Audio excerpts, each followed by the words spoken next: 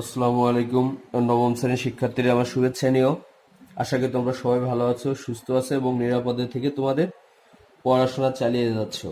আজকে তোমাদের মোটামুটি থার্ড মান্থের সিলেবাস কভার হয়ে গেছে। আজকে আমি তোমাদের নৈর্ব্যক্তিক অর্থাৎ এমসিকিউ নিয়ে বা বহু নির্বাচনে যেটাই বলি না কেন এটা নিয়ে ত্রিকোণমিতির 9.2 এই অধ্যায় নিয়ে আলোচনা করব।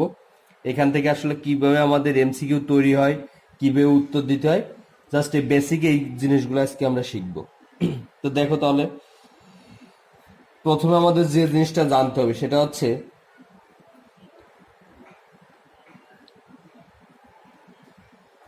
এই একটা সমকোণী ত্রিভুজ, এটার নাম যদি আমি এ বি সি দিই, এইখানে যদি এই সি কোণটাকে যদি আমরা থিটা ধরি, তাহলে সি কোণের সাপেক্ষে এইটাকে বলা হয় লম্ব, অর্থাৎ কোণের বিপরীত বাহুটা লম্ব হয়। ভালো করে খেয়াল করো, কোণের বিপরীত বাহুকে বলা হয় লম্ব, তার সন্নিহিত বাহুকে বলা হয় ভূমি, আর এই সমকোণের বিপরীত বাহুকে বলা হচ্ছে অতিভুজ। তার মানে অতিভুজটা দেখো চেঞ্জ হবে না, কারণ সবসময় এইটা সমকোণ আর এইটার বিপরীত বাহু এটা, তো সমকোণের বিপরীত বাহুটা সবসময় অতিভুজ। তার মানে অতিভুজ আমার লম্ব ভূমি চেঞ্জ হতে পারে, কিন্তু অতিভুজটা এখানে চেঞ্জ হবে না। আর কোণের বিপরীত বাহুটা লম্ব, সন্নিহিত বাহুটা হয় ভূমি। এবার মনে করো এখানে আমি আর একটা সমকোণী ত্রিভুজ আঁকলাম, এখানে এই আর একটা সমকোণী ত্রিভুজ আঁকলাম। এবার এটার নাম দিলাম এ বি সি, একইভাবে এ বি সি দিলাম। এইখানে যদি আমাদের থিটা কোণ থাকে সেক্ষেত্রে আমরা কি করব, আমরা জানি কোণের বিপরীত বাহুটা লম্ব, তাহলে বিসিটা হবে লম্ব, বিসি সন্নিহিত বাহুটা হবে ভূমি, আর সমকোণের বিপরীত বাহুটা হবে অতিভুজ। এইভাবে থাকতে পারে, অথবা আর একটা ভাবে থাকতে পারে, সেটা হচ্ছে এই যদি একটা সমকোণী ত্রিভুজ হয়, এইখানে কোণের নামের এইখানে এ দিয়ে দিলাম আমরা, তাহলে এটা যদি এ, এটা বি, আর এটা যদি সি হয়, এটা এ বি সি একটা ত্রিভুজ, তাহলে আমার দেখা যাচ্ছে বলে দিচ্ছে কজ এ, তার মানে এখানে কোণটা কে আছে, কোণের জায়গায় এ আছে, তাহলে এই এ কোণের সাপেক্ষে, এই কোণের সাপেক্ষে এইটা হবে কি লম্ব, এটার মতো, এটা হবে লম্ব, এটা হবে ভূমি, আর এইটা হবে অতিভুজ। যদি আমাদের কোণটা উল্লেখ থাকে তার মানে আমরা চেষ্টা করব এখানে কোণ রাখার, অথবা যদি আমাদের এরকম,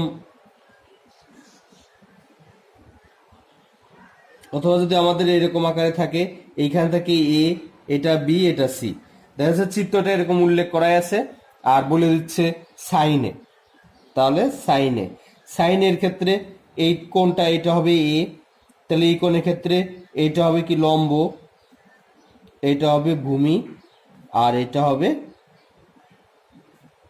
অতিভুজ। ওকে, তাহলে এইভাবে হচ্ছে আমরা কোণ চিনবো। আমি আশা করি তোমরা সবাই কোনটা লম্ব, কোনটা ভূমি, কোনটা অতিভুজ, এটা যেভাবে থাকুক না কেন তোমরা এটা চিনতে পারবা। এইবার আসি আমরা যে জিনিসটা সবচেয়ে বেশি এখানে গুরুত্বপূর্ণ, সেটা হচ্ছে তোমাদের আগেই শিখিয়েছিলাম, সেটা হচ্ছে প্রথমে আমি লিখেছিলাম সাগরে, লবণ অনেক, সাগরে লবণ অনেক।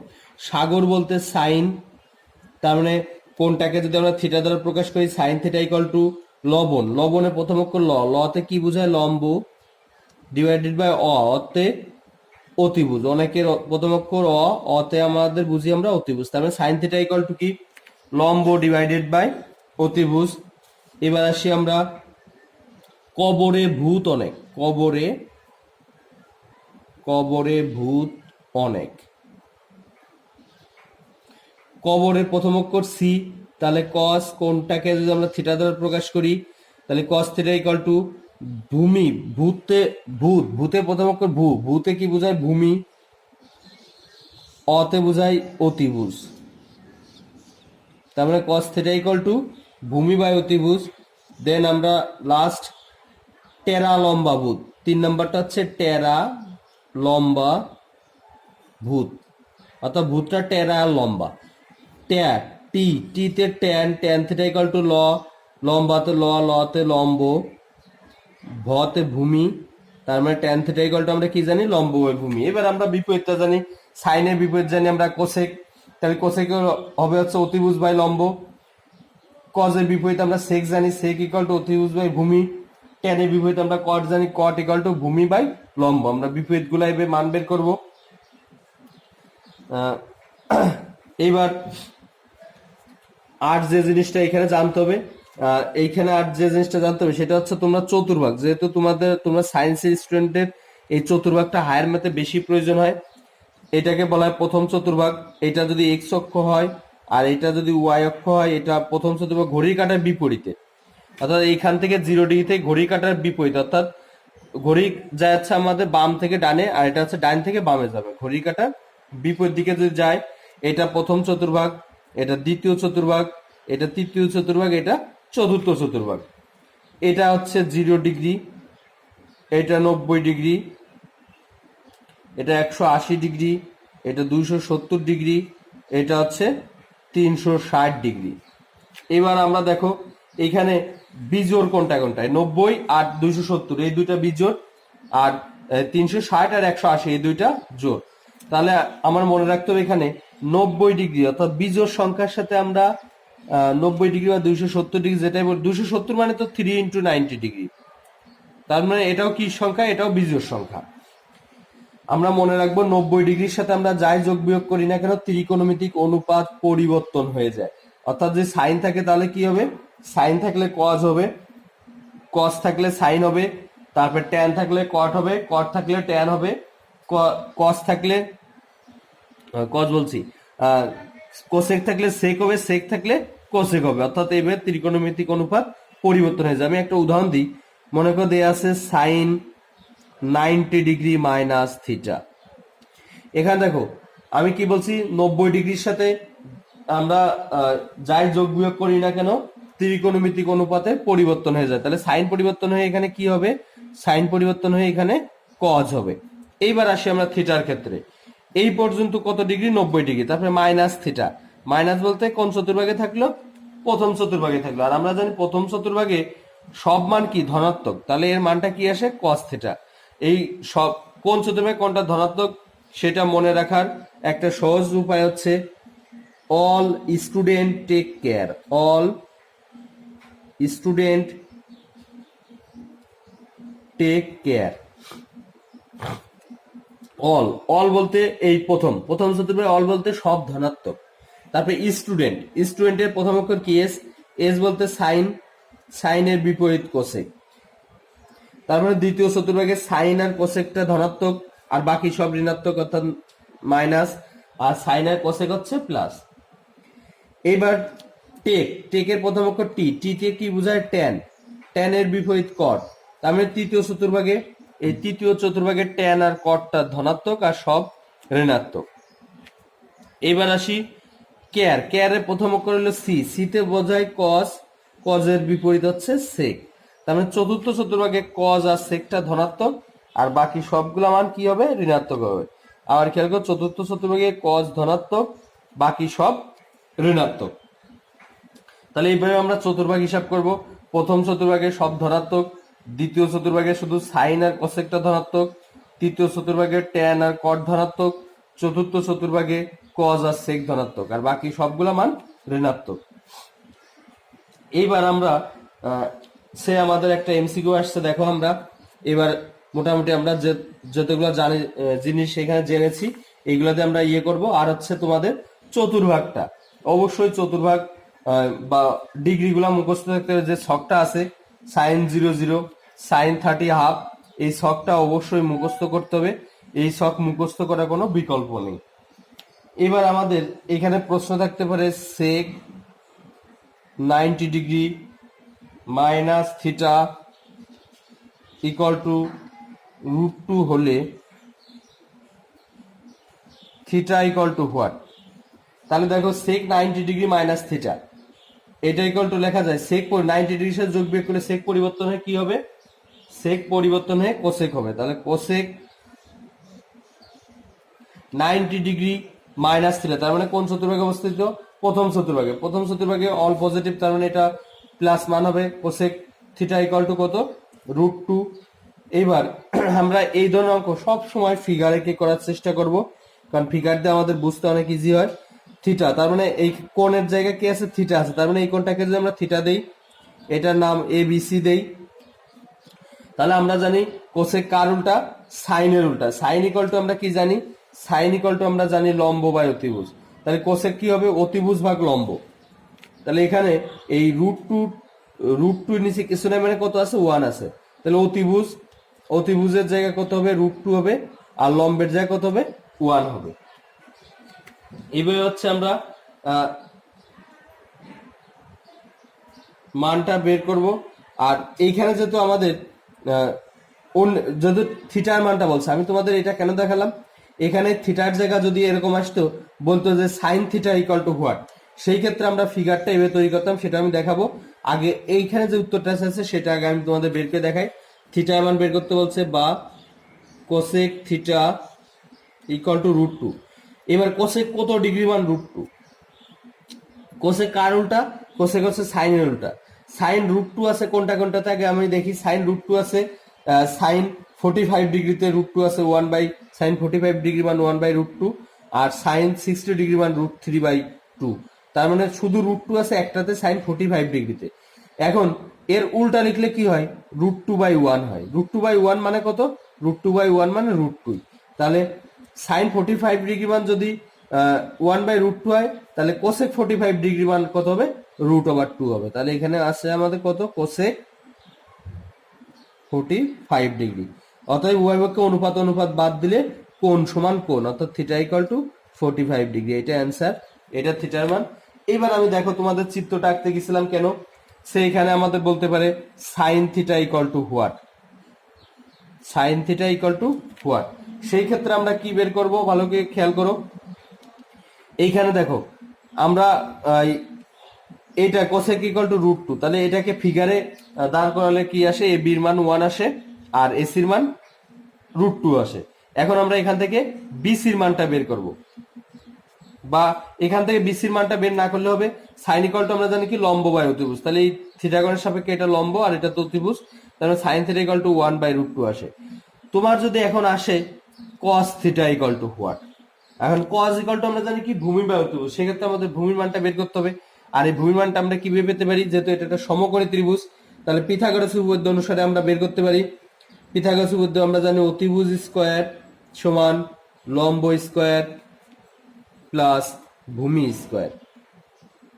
মান বের করবো আমরা বিসির, তাহলে আমরা লিখতে পারি BC equal to AC square, এই বিটা ওই পাশে গেলে মাইনাস হয়ে যায়, আর উভয় পক্ষে বর্গমূল করলে রুট আর স্কয়ার কেটে যায়, এটা রুট আকারে থাকে। এবার এসির মানটা আমরা কত জানি, এসির মানটা আমরা জানি √2 তার হোল স্কয়ার, আর এ বির মানটা জানি আমরা 1, তাকে রুট করলাম। √2 কে বর্গ করলে হয় 2, 1 কে বর্গ করলে হয় 1 তার রুট, তারপরে 2 আর 1, 2 থেকে 1 বিয়োগ করলে 1ই হয়, তাকে বর্গমূল করলে 1 এর বর্গমূল 1ই হবে। তাহলে বিসির মান কত হয়, 1 হয়। এবার যদি আমরা চাই cosec theta equal two what, তাহলে কোসেক ইকুয়াল টু আমরা কি জানি, কোসেক থিটা, তাহলে এখানে আমরা লিখবো কোসেক থিটা ইকুয়াল টু ভূমির মান এখানে বিসি ডিভাইডেড বাই অতিভুজের মান এসি। বিসির মান 1 বের করলাম আর এসির মান √2, তার মানে কস থিটা ইকুয়াল টু এখানে কত আসে, 1/√2 আসে। তাহলে এইভাবে আমরা মান বের করব। এবার দেখো আর একটা এমসিকিউ এরকম যদি আসে আমাদের,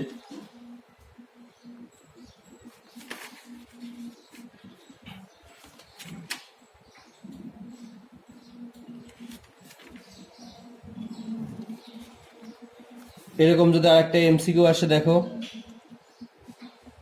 কোসেক 90 ডিগ্রি মাইনাস থিটা সমান 2 হলে cos theta equal two what. তাহলে এট ফার্স্ট আমরা কি করব, এখানে বের করবো কোসেক 90 ডিগ্রির সাথে। দেখো কোসেক পরিবর্তন হয়ে এখানে আমাদের কি আসে, কোসেক পরিবর্তন 90 ডিগ্রির সাথে যোগ বিয়োগ করলে আমরা বলছি অনুপাত পরিবর্তন হয়ে যায়, তাহলে কোসেক পরিবর্তন হয়ে হবে সেক, আর 90 ডিগ্রি মাইনাস থেকে 90 ডিগ্রিতে বিয়োগ করলে প্রথম চতুর্ভাগে থাকে, প্রথম চতুর্ভাগে অল পজিটিভ সমান 2। এবার আমার বের করতে বলছে কার মান, কস থিটার মান। তাহলে এইখানে আমরা এই জিনিসটাকে আমরা দুই ভাবে বের করতে পারবো, সেটা হচ্ছে চিত্রকে বের করতে পারবো, অথবা কোসেক কার উল্টা, সরি সেক কার উল্টা, কজের উল্টা। তাহলে সেক থিটা ইকুয়াল টু আমরা লিখতে পারি কি 1/cos থিটা ইকুয়াল টু 2, আর গুণন করলে cos থিটা ইকুয়াল টু আসে 1/2।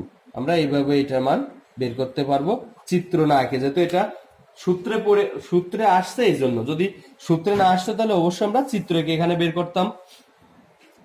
এবার আমার যদি ফিগার দিয়ে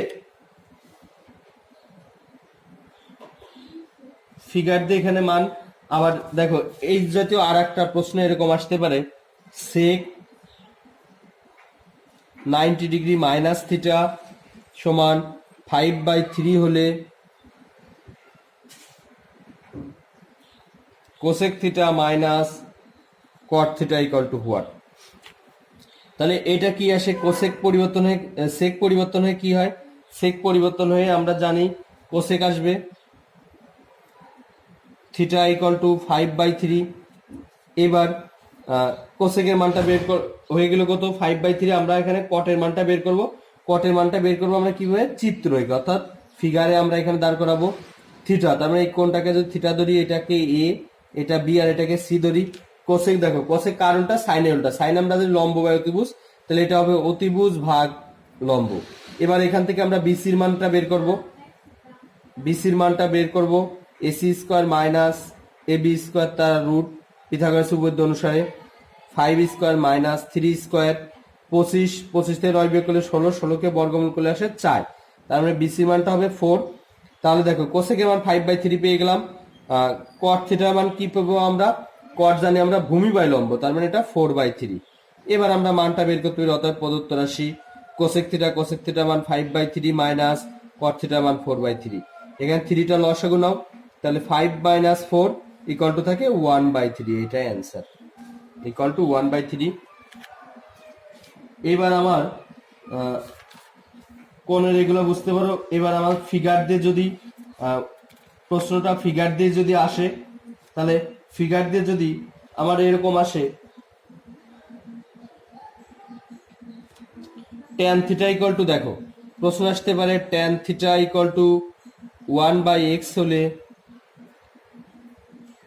sign theta equal two what, sign theta equal two what. তাহলে এইগুলো আমি কি বলছি, সবসময় চিত্রকে অঙ্কটা করার চেষ্টা করবা। tan ইকুয়াল টু আমরা কি জানি, লম্ব এই কোণের ক্ষেত্রে এটাকে এ, এটাকে বি, এটাকে যদি সি দেই, লম্ব ডিভাইডেড বাই ভূমি। তাহলে এখান থেকে আমরা পিথাগোরাস উপপাদ্য অনুযায়ী এসির মানটা বের করি, কারণ সাইনে আমরা জানি লম্ব বাই অতিভুজ, অবশ্যই এসির মানটা লাগবে। তাহলে এসি ইকুয়াল টু লেখা যায় পিথাগোরাস উপপাদ্য অনুযায়ী A B square plus BC square তার রুট। তাহলে এটা কত আসে 1 প্লাস এক্স, 1 কে বড় করলে 1 থাকে, তার মানে এসির মান root over 1 plus x square. তাহলে এটা মান কত আসে 1 প্লাস এক্স স্কোয়ার আসে। তাহলে অতএব সাইন থিটা ইকুয়াল টু কি হবে, লম্ব বাই অতিভুজ। অতএব সাইন থিটা ইকুয়াল টু লম্বের মান 1, অতিভুজের মান root over 1 plus x square. এটাই অ্যান্সার। এবার এরকম চিত্র দিয়ে অনেক ধরনের প্রশ্ন আসতে পারে।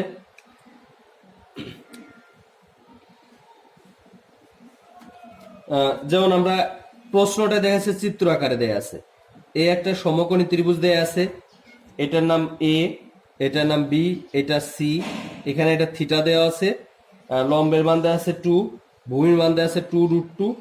প্রশ্ন আসতে পারে cos theta equal two what, cos theta equal two what. তাহলে দেখো একইভাবে আমরা আগে cos ইকুয়াল টু আমরা জানি ভূমি বাই অতিভুজ, তার মানে অতিভুজের মানটা লাগবে। অতিভুজের মানটা আমরা এখানে বের করে নেব পিথাগোরাস উপপাদ্য অনুযায়ী A B square plus BC square. তাহলে এখানে মান আসবে 2 স্কোয়ার প্লাস 2√2 তার হোল স্কোয়ার, পুরাটা উপরে রুট। 2 কে বড় করলে আসে 4, আর 2 কে বড় করলে 4, √2 কে বড় করলে 2, 4 আর 2 যোগ করলে 8, তার মানে এটা আসে রুট ওভার 12। রুট ওভার 12 কে দেখো আবার লেখা যায় 4 ইন্টু 3, 4 কে বর্গমূল করলে আসে 2√3, তার মানে এটা মান আসবে হচ্ছে 2√3। এইবার হচ্ছে আমরা বের করবো কার মান, কজের মান। কজ ইকুয়াল টু আমরা কি জানি, ভূমি বাই অতিভুজ। তাহলে অতএব কস থিটা ইকুয়াল টু ভূমির মান 2√2, অতিভুজের মান হচ্ছে 2√3। এখানে এই 2 আর এই 2টা কেটে যায়, তাহলে থাকে হচ্ছে √2/√3, এইভাবে লেখা যায়, অথবা পুরাটার উপরে রুট লেখা যায় √2/3। দুইভাবে আমাদের সমাধানে আমরা আসতে পারবো। তাহলে এই ধরনের ফিগার দিয়ে যত অঙ্কগুলো আছে তোমরা এই ফিগার দিয়ে অঙ্ক করার চেষ্টা করবা। এমসিকিউ নেক্সট দিন তোমাদের এই অধ্যায়ের এমসিকিউ আবার নিয়ে আসবো, আর ওই দিন তোমাদের ডিগ্রির পরিমাপের যেটা ওইটা ভালো করে বোঝাবো। তো ঠিক আছে, আজকের মতো তোমরা এই অধ্যায়ের এমসিকিউ গুলা ভালো করে বাসায় প্র্যাকটিস করবা। আল্লাহ হাফেজ।